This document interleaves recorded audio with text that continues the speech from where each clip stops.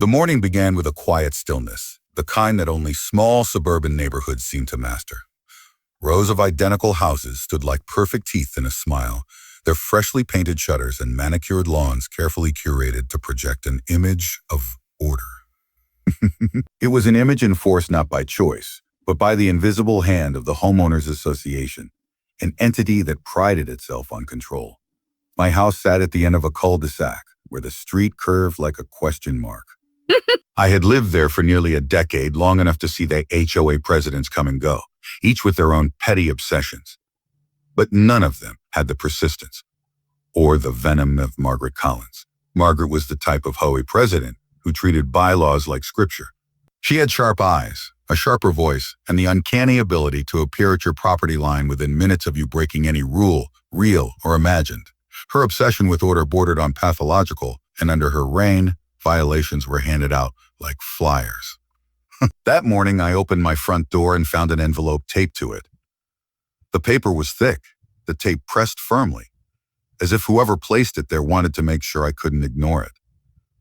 My name was typed in capital letters across the front. The seal of the HOA was printed in dark ink at the top, a stamp of authority, or rather intimidation.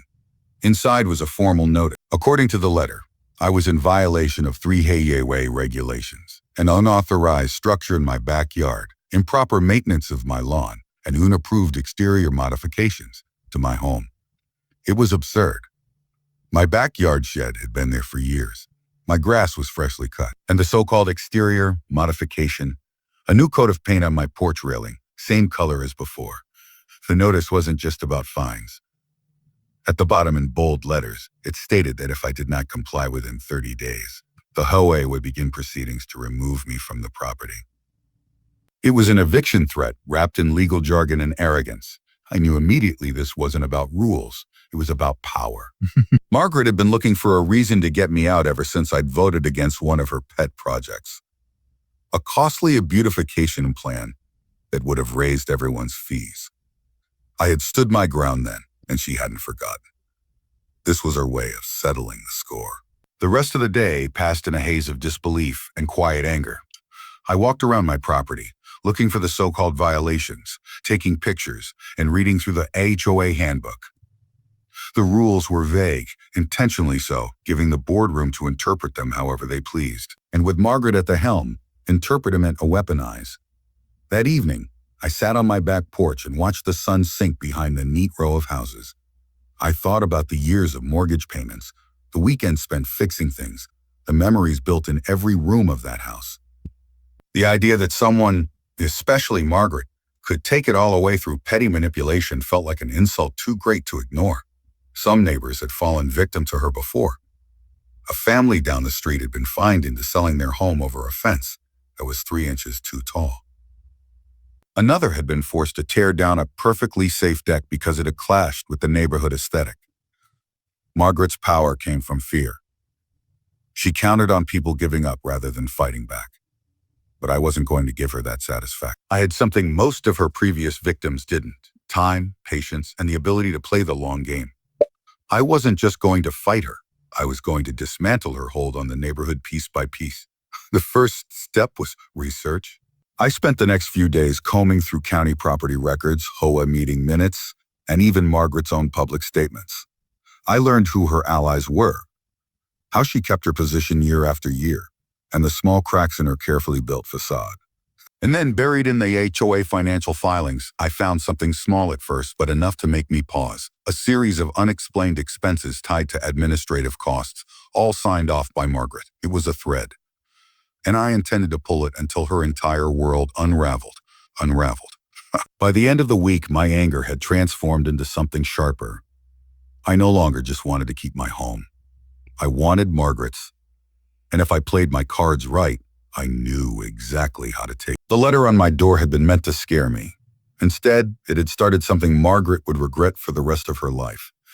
The small discrepancies in the HOA financial filings became my obsession. Numbers, once dull and lifeless on a page, now told a quiet story. A story of someone taking more than they were entitled to. The administrative costs Margaret had approved didn't align with the actual expenses of running the HOA. They were bloated, padded with vague entries, each one just small enough to slip under the radar.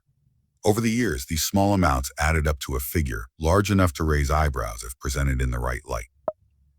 But numbers alone wouldn't be enough. People didn't rally around figures in a spreadsheet. They rallied around proof, stories, and the human element behind them.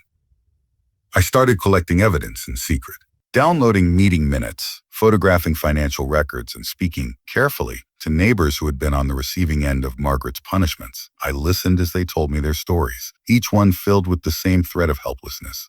The HOA board itself wasn't much better. Most of them were Margaret's allies, kept in line by fear of losing their own standing or facing the same harassment she dealt to others. But in quiet moments, a few of them admitted things weren't right. They spoke in whispers, as though afraid her sharp eyes might be watching from somewhere nearby. It wasn't just the numbers that betrayed her. It was her arrogance. She had grown so comfortable in her position that she stopped hiding the small perks she took for herself. HOA purchased tools that ended up in her garage. Landscaping work billed to the association but done exclusively on her property. A contractor's payment that mysteriously coincided with her kitchen remodel. I knew it wasn't enough to just expose her. People in power rarely fall from one blow. They have to be dismantled in stages until even their strongest supporters can no longer defend them. So I began to plant seeds.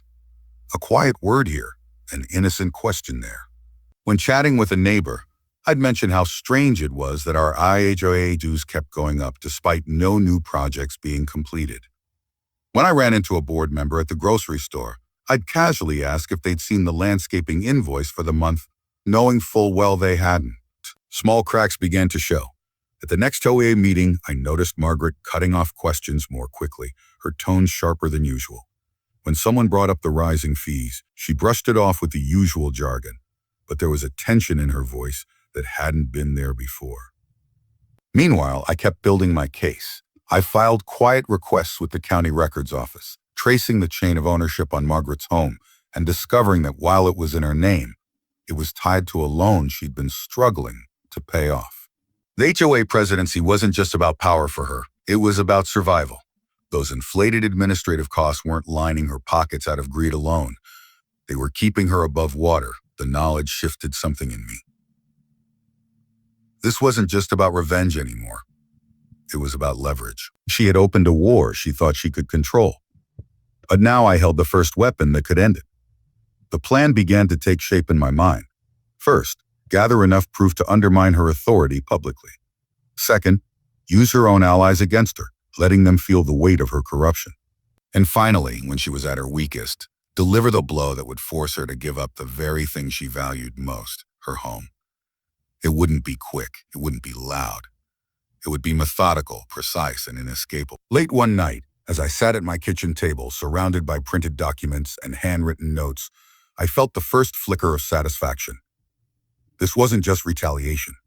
It was justice served slowly enough to make every moment count. The eviction notice she had taped to my door had been the start of her campaign against me. But this was the start of mine against her. And unlike her, I didn't need to win in 30 days. I could take as long as I want. By the time the next HOA meeting rolled around, the tension in the neighborhood had become a living thing. It sat in the air like humidity, heavy and inescapable. People noticed the rising fees. They noticed the incomplete projects. They noticed that Margaret's once pristine reputation had dulled just slightly, like a polished surface beginning to tarnish. I had made sure of that. The meeting was held in the community clubhouse, a sterile room with beige walls and rows of folding chairs. Residents shuffled in with paper cups of coffee and polite smiles, but the air buzzed with an undercurrent of curiosity. A few whispered to each other about the recent fee increase. Others glanced at Margaret with expressions that were no longer entirely deferential. Margaret sat at the head table, flanked by her loyal board members, her posture as rigid as ever. She began the meeting with her usual monotone recitation of the agenda, moving swiftly through topics she didn't want questioned. When the floor opened for community questions, I didn't speak right away. I let others go first, their concerns nibbling at the edges of the issues I'd been planting for weeks. When my turn came, I stood slowly, holding a stack of printed papers in my hands. I didn't accuse her. Not yet. Instead, I asked for clarification. A simple, reasonable request. Could the board explain the recent spike in administrative costs? I held up the financial statement, reading the exact line item aloud so there could be no confusion. The room shifted. Heads turned toward Margaret. She straightened in her chair, offering a dismissive explanation about inflation and rising contractor rates. But I had anticipated her answer. I followed with another question, this one referencing the specific invoice number from the landscaping company, a company whose records I had already reviewed and photographed. The amount they billed didn't match what the HOA had paid quite detailed. Not even close. Murmurs rippled through the room. Someone asked if they could see the invoices.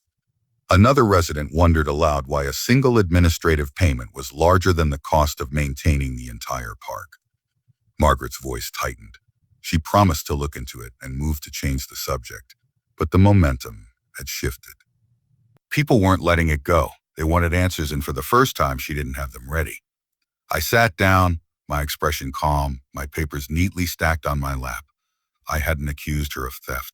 I hadn't raised my voice. I had simply asked the right questions in the right place, knowing that suspicion spreads faster when people feel they've discovered something themselves.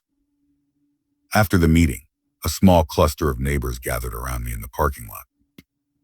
They wanted to know more. I shared just enough, mentioning inconsistencies, hinting at the public records anyone could request, and encouraging them to look for themselves. It wasn't just about turning them against Margaret. It was about empowering them to act, making them feel like this was their fight too. Over the next week, the neighborhood chatter grew louder. People compared notes, cross-referenced documents, and began to see the pattern. Margaret, for all her power, couldn't control the quiet, back-fence conversations. Her reaction was predictable. 2 days later, I received another notice from the HOA, this one claiming my shed was a safety hazard and ordering its removal within 10 days. It was a desperate move, an obvious attempt to reassert dominance. But she didn't know I had already anticipated her retaliation. I had documented the shed's condition, secured written statements from 2 licensed contractors declaring it safe, and even obtained a copy of the county's safety inspection guidelines. When I appealed the violation, I did so publicly at the next board meeting with the entire neighborhood present. I laid out my evidence calmly, dismantling her accusation in front of everyone. She had to withdraw the violation on the spot. The effect was immediate. People saw it for what it was, an abuse of power, exposed in real time. The respect she had commanded for years cracked under the weight of public embarrassment. But this was only the first strike. I wasn't just going to weaken her hold on the neighborhood. I was going to leave her so vulnerable that the very people who once defended her would be the ones to push her out and take her home in the process. Margaret's house was the pride of the neighborhood, a 2-story colonial with perfectly trimmed hedges and a white-painted porch that looked like it belonged in a real estate brochure. To her, it wasn't just a home, it was her throne. From that porch, she surveyed her domain, issuing notices and judgments as if she were some suburban monarch. But beneath the polished exterior, I had already discovered the truth. The house was leveraged to the hilt. The mortgage balance was high, the equity thin, and the payments barely manageable even with her inflated administrative costs. It was a carefully maintained illusion, one crack away from collapsing. My goal wasn't simply to take her down as HOA president anymore. I wanted it anymore. I wanted to own that house. To turn her fortress into a trophy. The first step was subtle. I began attending every open HOA meeting, asking detailed questions about budgets, contracts, and decision-making processes. I wasn't disruptive. I was meticulous. Each question added to the growing perception that Margaret was evasive, hiding something. Meanwhile, I kept digging into her personal finances. Through public records, I confirmed the size of her mortgage and the existence of a second loan, a home equity line of credit she had been quietly using for years. The more I learned, the more I realized her position as HOA president wasn't just about ego. It was the only thing keeping her financially afloat. If she lost it, the steady stream of misappropriated funds would dry up, and the house would quickly become a liability she couldn't afford. I began whispering to the right people, not accusations, just observations. Strange how her personal renovations happen right after fee increases. I'd say casually while walking the dog. Ever notice the landscapers spend more time at her place than at the community park? Each comment planted doubt, and doubt is a weed that spreads fast. Then came the opportunity I had been waiting for. The HOA had an upcoming vote on renewing Margaret's presidency. In past years, it had been a formality. Her allies dominated the board. But now, with public trust eroding and questions swirling, the vote wasn't guaranteed. I worked behind the scenes, rallying the quieter, more frustrated residents. I encouraged them to attend the meeting, to ask their own questions, to remember every petty fine and unnecessary fee. The more people engaged, the harder it became for her to maintain control. When the night of the vote arrived, the room was packed. Neighbors who hadn't attended a meeting in years sat shoulder to shoulder, eyes fixed on the head table. Margaret opened with her usual self-congratulatory speech, but the applause was tepid. One by one, residents voiced their concerns. Rising fees, lack of transparency, questionable spending. And for every concern, Margaret had only half answers and deflections. When the vote was called, the result was undeniable. She lost her position by a narrow margin. For the first time in over a decade, Margaret Collins was no longer HOA President. The victory was sweet, but it was only the halfway point. Without her title, the flow of money she'd been siphoning from the HOA would stop.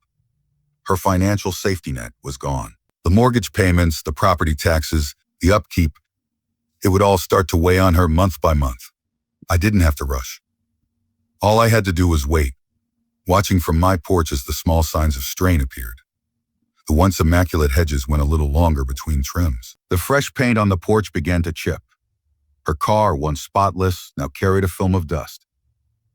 Margaret had started the process of trying to evict me. Now she was the one on the edge of losing everything, and I was ready to be there the moment she did.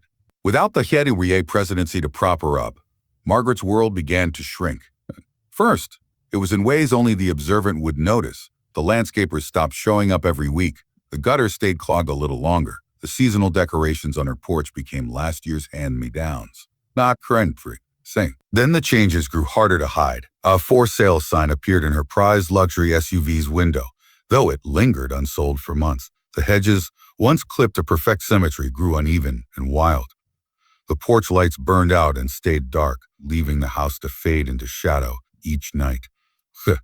I knew these were not simply lapses in pride. They were symptoms of a deeper problem. Without the ability to funnel HOA funds toward her personal expenses, her financial tightrope act was beginning to sway dangerously. I watched from a distance, but not idly. I monitored property listings in the neighborhood, tracking home sales and comparing them to Margaret's situation. Her mortgage payments were due at the start of each month, and by the second week, I'd sometimes see her shuffling through mail on her porch with a tense, unfocused expression. Then came the sign I'd been waiting for, a public notice in the county records office showing a late payment on her mortgage. It wasn't much, a single month's delay, but it was the first official crack in the foundation.